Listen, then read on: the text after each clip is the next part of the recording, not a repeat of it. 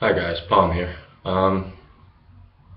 This first video that I'm going to do in regard to martial arts, it's going to be kind of awkward, but it's very important. And the reason it's going to be awkward is because these basic footwork drills that I'm going to show you, they're very robotic, and I'm well beyond them, but sometimes it's good to get down to basics, and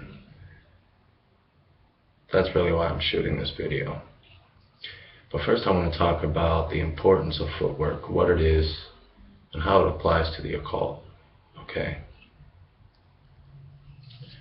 Now a lot of times I begin my lecture on footwork with this question: what is most important, the bullet or the gun?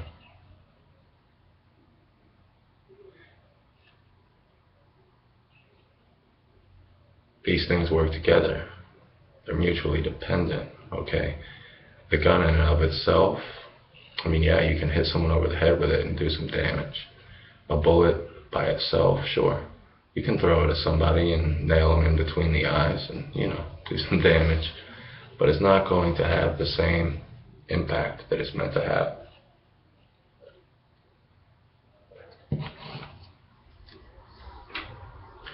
So you look at punches and kicks as the bullet, and you look at footwork as the delivery system. A punch and a kick, practice 1,000 times a day, standing still in and of itself is useless if you do not have the footwork necessary to get it to where it needs to go. This is common sense, and I see professional fighters utilizing this training method where they're standing in front of a bag in a stance, which is the equivalent of standing there and getting your ass kicked and hitting this bag. They lack the ability to create action, movement.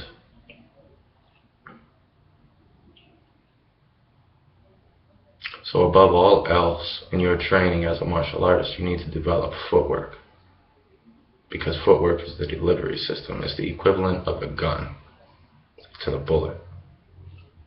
The gun gets the bullet where it needs to go.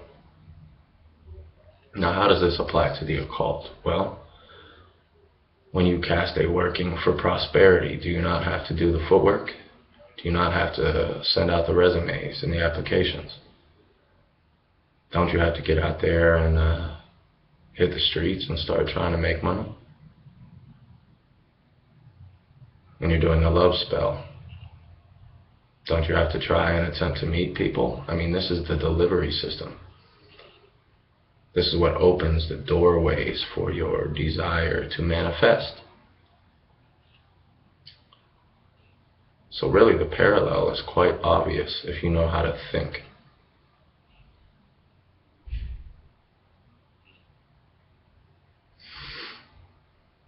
Okay. With that being said, I'm going to cut off my upper body here for a minute and just let you focus on my feet. Now normally there are 4 directions that fighters move: front, back, left, and right. The Filipino martial arts has opened up doorways to move on angles, triangles more specifically. So I'm going to show you those 4 directions, how they're utilized. Basic drills. But then I'm going to show you some more advanced footwork. Okay, I'm going to show you what you need to work towards in regard to liberation from stances and dogma, in regard to combat, because you have to be very alive, very fluid. Your footwork has to be like beautiful. You gotta be dancing. This ties people in knots. It emotionally just binds them to where they don't even know how to begin to think about hitting you. So I'm going to give you an example of that as well. Now, I'm not that adept at using a YouTube edit.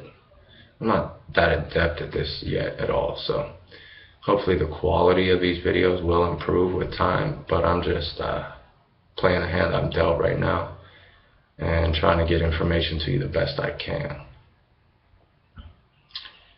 Okay, so bear with me and watch my feet. I'm probably going to be talking here in the meantime.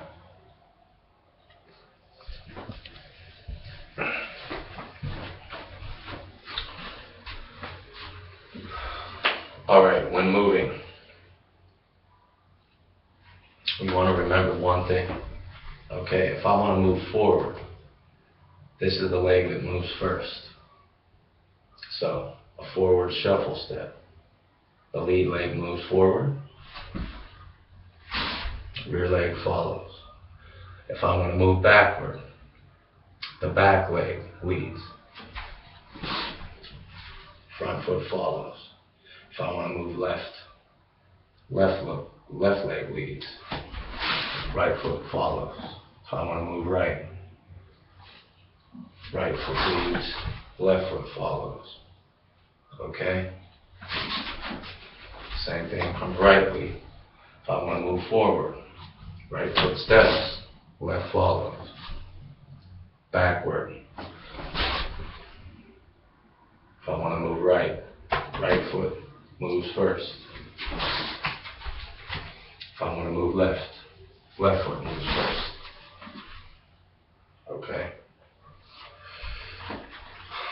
So, play with these in different combinations. Step forward, back, left. Just practice moving. Okay? Switch your leads.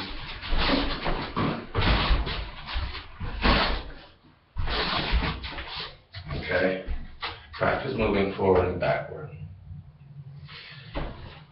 Now, the angle most people do not have in their toolbox is the triangle. So, what I want you to do is look at this. Watch how this happens. Okay, see how that triangle works? You want to look at your left foot as the apex of the triangle. Okay? Move backward in the same way.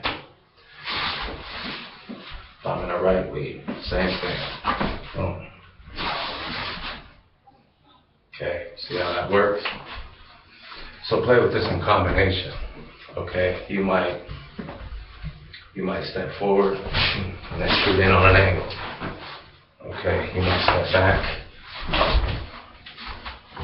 move left, or play with it. Play with these things for months. Put in the flight time. Okay, this is very important. This is the delivery system. Now, with that being said,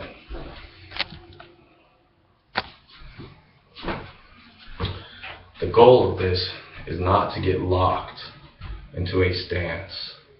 Okay, it's not to get confined to dogma. The whole concept of stance is counterproductive to combat. If you have this stance mentality, okay, it's like saying you're going to stand there and get your butt beat. You've got to be able to just move. So what I'm going to do is just play with a jab. No particular stance. I'm just going to move around. And I'm going to show you the rhythm, the fluidity, what you want to strive for in your movement. Okay? Because if you develop the delivery system, if you develop the footwork, your combat is going to be a lot more effective. Alright, just like in sorcery, when we have to do the footwork to open up the doorways for our spells to work. Same thing, okay, only different. With that being said, I'm going to play with the jab. Why the jab? Well, first of all, it's the fastest because it's off the lead hand, so it's closer to the opponent. Alright, if I'm here, I throw a jab, it's a lot faster than throwing a cross just because the cross is coming from the rear side. It's farther away. It's also a straight punch. It's a straight punch, so the shortest distance between 2 points is always a straight line. So that makes it fast as well. So the reason I'm utilizing the jab is because it is offensive, defensive as well. It can be utilized moving forward, backwards, side to side.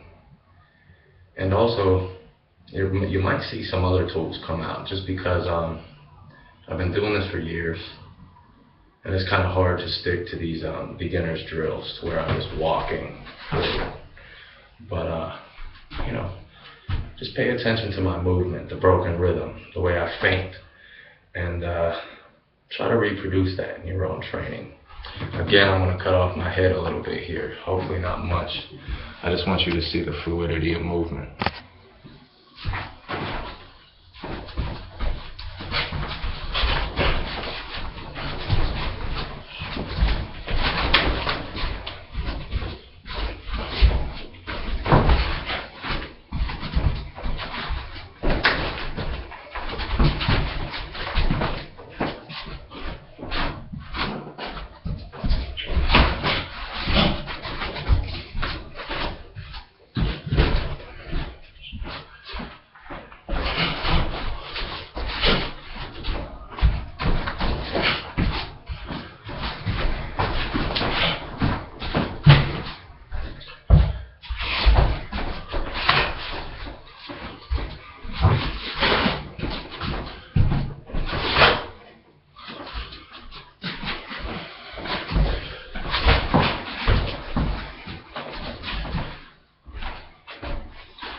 All right, reproduce that.